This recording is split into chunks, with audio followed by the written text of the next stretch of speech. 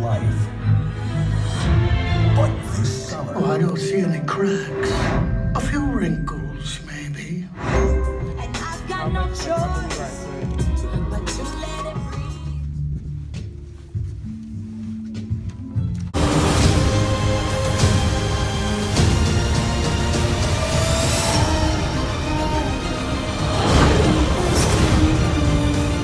My love is always there, even if you can't see it.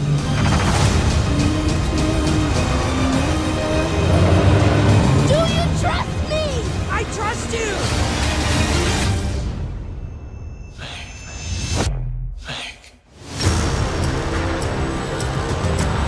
Alright guys, so I actually just checked out one of my top 15 anticipated movies of 2018. Of course, that movie being Disney's A Wrinkle in Time. I was really excited for this movie. I just want to get that out of the way. I was really excited for this movie. I was actually going to go see this in IMAX. But those reviews came in and they weren't so positive. So I just lowered my expectations and I just didn't do IMAX. I just used Movie Pass and saw it in standard 2D with my friend. And this is my review on A Wrinkle in Time. So, A Wrinkle in Time, of course, based off the book A Wrinkle in Time, which I did read most of the book in 8th grade, and I really liked that book. I was very curious to see how this would turn out into a movie. So basically, the story with this movie is we have the main character, Meg, and her little brother, Charles Wallace, who they actually lost their father after he was tesseracting, and he was sent to a different universe. So now both her little brother, and this boy named Calvin, they go on a very dangerous adventure to go find their father. So yeah, I was very excited to experience this movie because I did like the book, and a lot of people considered the book a unfilmable book adaptation. It's a very hard book to adapt into a movie, and honestly, you could kind of see that in this movie.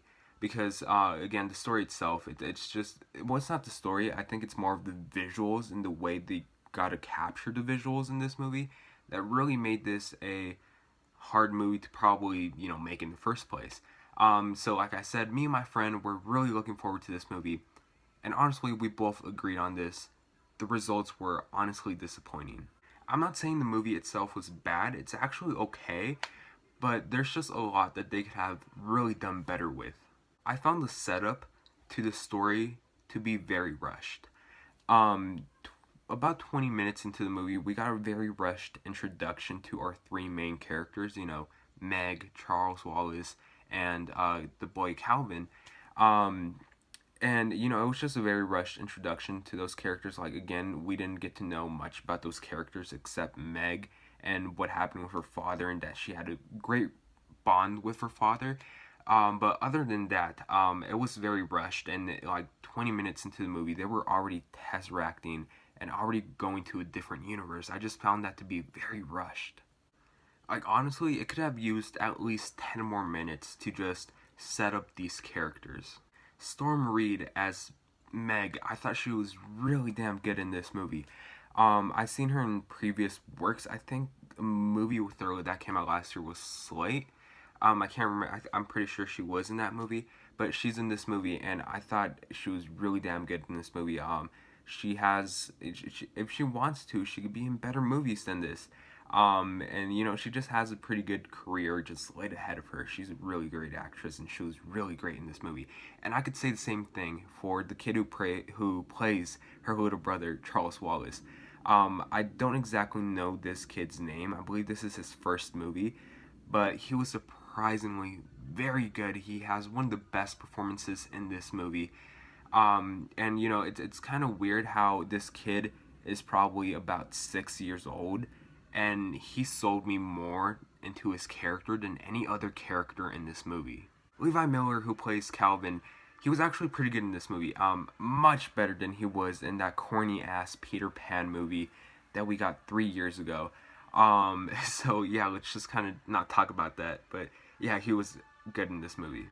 And then we got Oprah as Mrs. Witch, who I thought was better than I ever expected her to be in this movie. But I just couldn't find a single reason to even care about her character. And same for Mindy Kaling and Reese Witherspoon's characters, who are Mrs. Whatsit and Mrs. Who. Again, they were good, but I just couldn't really care for them in this movie. I thought Chris Pine as Meg's father in this movie was excellent. I really liked him as this choice, this casting choice, and I thought he was really good in this movie. He had a decent amount of screen time, like not too much, but at the same time, not too little screen time, which I thought, I thought he had a good amount of screen time in this movie, and he was very good in this movie as well. So, yeah, Chris Pine was really good in this movie. And then Michael Pena, he was really good, but literally anyone could have played his character because he was only in this movie for 5 minutes. So why even bother on casting or wasting good talent if you're only going to put them in this movie for like 5 minutes? But he does play the character Red, which I'm not going to give anything away. Unless you read the book, you know what his character kind of contributes to the story. I thought the casting choice for him was interesting, but anyone could have played him. But for what he was in, he was actually quite decent in this movie. And then Brilliant Blanchard, who you might know her from Disney Channel. She was on that Girl Meets World show, which I thought was actually a pretty good show. She was just playing that stereotypical high school popular girl that you kind of hate, and she just bullies the least popular girl. I wasn't a big fan of her character.